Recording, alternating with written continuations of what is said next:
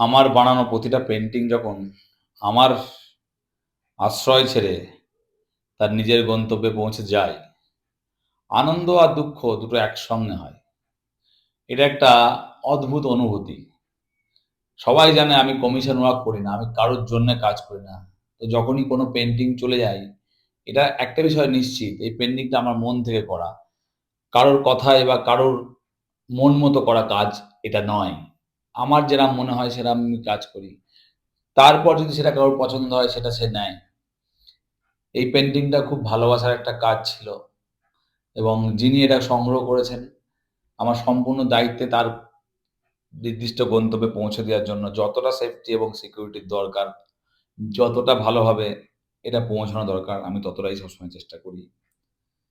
আশা করি উনি খুশি হবেন এবং পেইন্টিংটা যেখানে স্থান পাবে, সে দেয়ালটার বা জায়গাটার মানও বাড়বে।